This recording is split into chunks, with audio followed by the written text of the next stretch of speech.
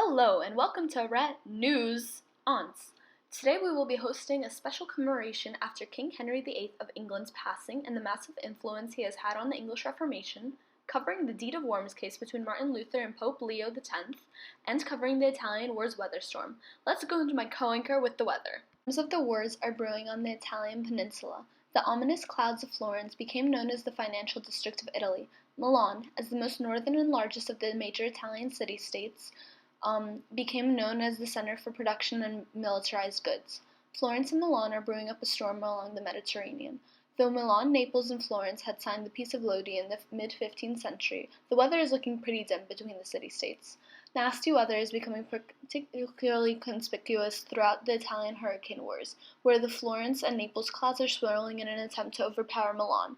The Peace of Lodi was violated near the end of the 15th century, when Milan encouraged France to invade through Naples.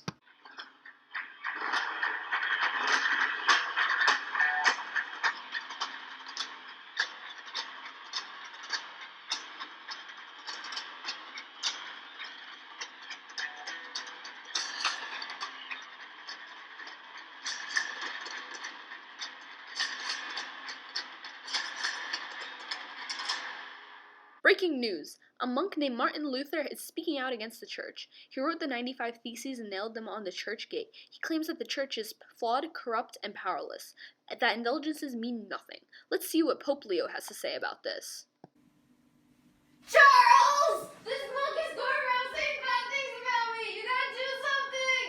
Holy Roman Emperor Charles V has just called the Deed of Worms with intent to excommunicate Martin Luther. Recant! I will not recant. Salvation can only be achieved by faith and the grace of God. Outlaw! Heretic! Excommunication! Okay, that doesn't really mean much anyway, though.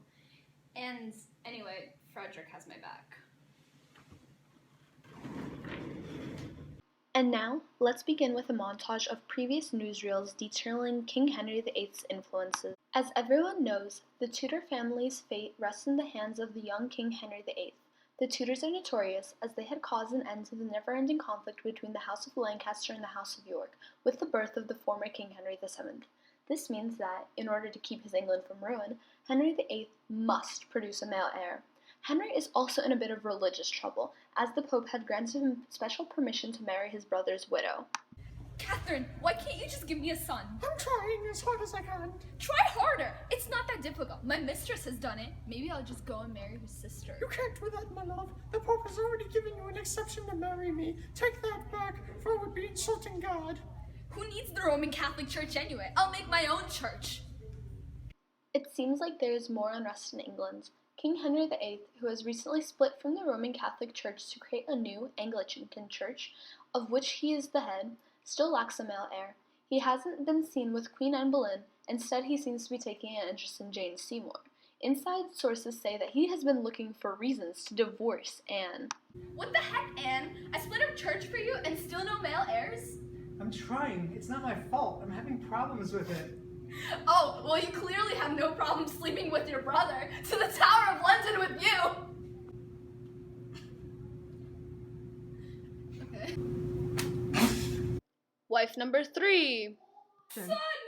My life goal has been achieved and the Tudor line will carry on!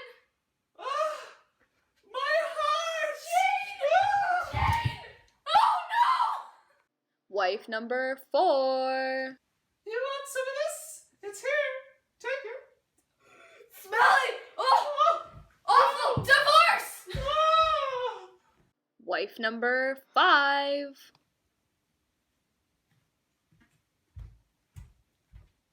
Treason! For committing adultery! Beheaded! Oh, don't cut off my head! No!